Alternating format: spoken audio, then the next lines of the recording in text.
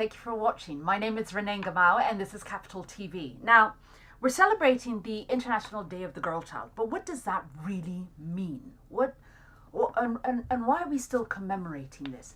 These are some of the questions that I'll be asking our guests today.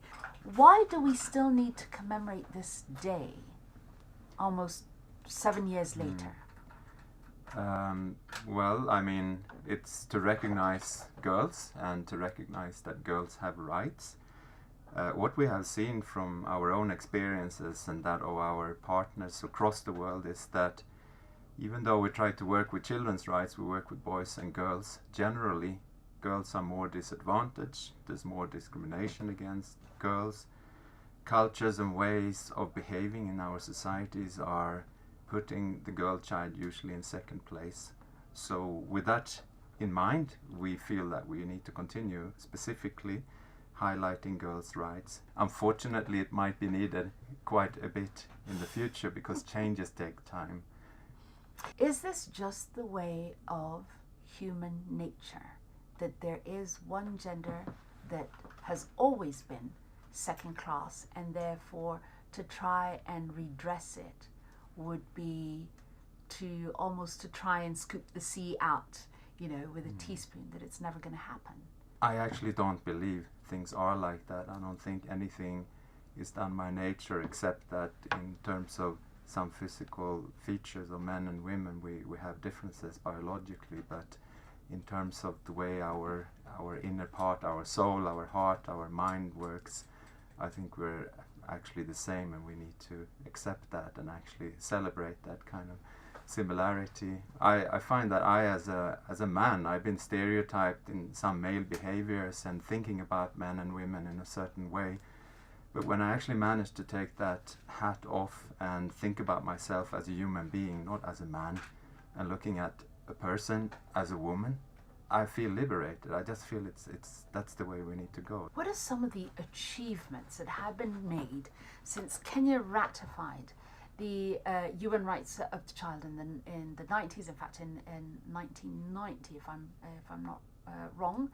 Mm-hmm. And since then, what are some of the changes that you're seeing in terms of the way in which we are managing, dealing with, raising our children that is different as a result of this spotlight on the girl? I think a lot of things have happened. If you think about the Anti-FGM Act in 2013, that really is in favor of the girls. And we are seeing more and more enforcement of that, especially because the law enforcement officers are targeting certain communities where they know that this practice is rampant, and they are making good inroad. If you think about the family law that was enacted recently, that allows girls to actually inherit their parents, something that probably was not there, or even if it was there, it depended on whether the parents felt like bequeathing the girls. The provisions of the Children Act, of course, they are very protective of the children. They are also very protective of the girls, especially when it comes to child marriage. And there are, other than the laws, there are also policies targeting specifically the girls so that they are not so disadvantaged. So yeah, we have made very, very good progress. Where do you, with a little bit of experience and wisdom now in this area, fall between the purely criminal and cultural arguments on each end? I want to stand in the middle. Mm-hmm. Because I think it is the fair thing to do. The female cat is a tradition that is held dear in several communities in Kenya and many communities around the world. If you're telling people who have practiced the tradition or the practice for 500, 1,000 years now, you have to stop because it is criminal. You've got to give them a very good reason. Law written on paper is not enough. So what is a good reason? The good reason is that it's dangerous, it is discriminatory, it denies the girls the opportunity to choose whether to go through that or not to go through that. There is no medical advantage. You cannot say the same as the male circumcision, where we know that there is a medical advantage. There is no advantage for the woman to go through the cut. And communities have to understand that. For us to win the fight against FGM, we have to work with the communities.